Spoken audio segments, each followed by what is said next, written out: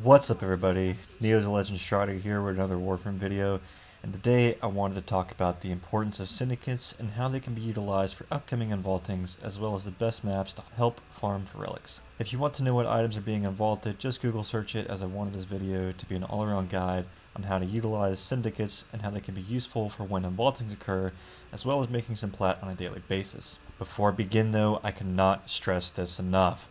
Don't do what I did and wait till you're almost Master Rank 10 to join a syndicate. Join a syndicate when first starting out.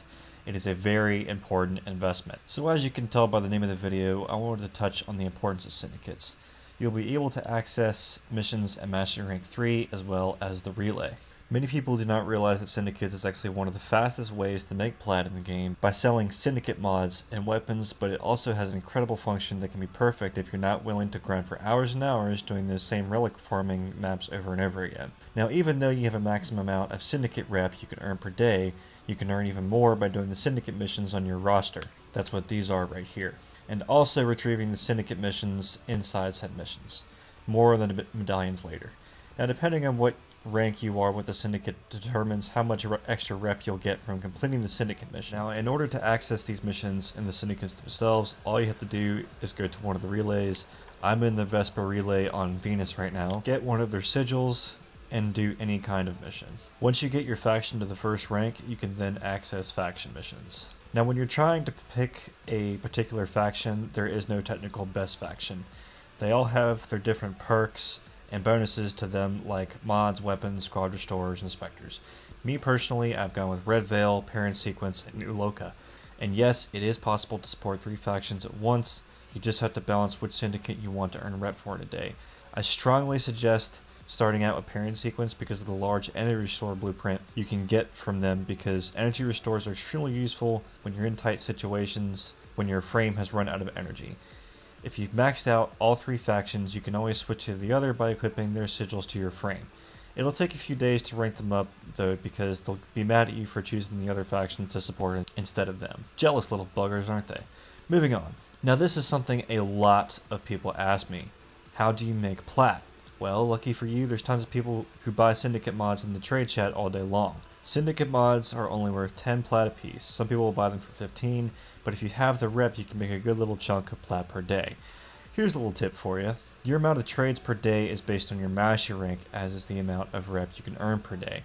For example, I'm currently master rank 23, and I can trade 23 times per day, so if I sold 23 syndicate mods in a day, that's 230 plat in one day that I've earned.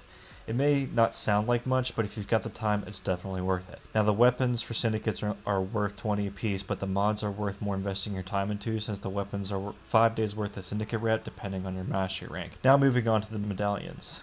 Syndicate medallions can be found throughout the syndicate missions and provide extra rep when you turn them into the faction leaders. And as you can see, the medallions can be seen on the map just like loot containers, and are sometimes hidden either in plain sight depending on the tile set. Like, for instance, this one is right here over in the corner. I'm doing a sabotage mission right now on Saturn.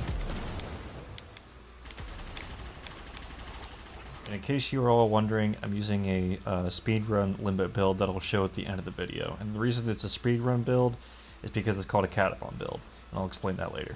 Also, one last quick thing to mention before moving on. I've actually found a decent amount of Iatan sculptures while doing syndicate missions, because you have to look around the map for the medallions just like you do for Iatan sculptures. Okay, so back to the subject of the unvaulting. You can always buy the relic packs from the syndicates from which you've earned rep for, and 9 times out of 10, you're going to get multiple relics that contain the unvaulted items. Now, you're not always going to get the relics you want, but doing the syndicate missions is a nice break from doing whatever method DE has decided to use in order for us to get those unvaulted relics. We have to farm a lot of stuff in Warframe, and it only makes sense to try and kill multiple birds with one stone. So, without further ado, here's my limbo build to help with those speedruns.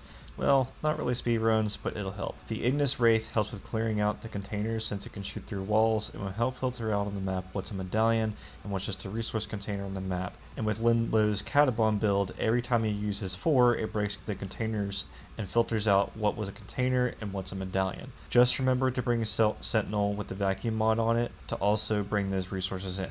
Now, as for regular relic farming, the best maps for all relics are as follows: Oregon Derelict Defense, or Oric and Derelict Survival for Lith, Io on Jupiter for Meso Relics, and Zinni on Eris for Neo and Axe Relics. Please let me know in the comments if you have any questions. Guys, I really hope you find this guide useful, and you'll soon be on your way to getting those relics to farm for those unvaulted parts and making yourself some well-earned plat. This is Neo Legend Strider signing out. Legends together, legends forever. Peace, everybody.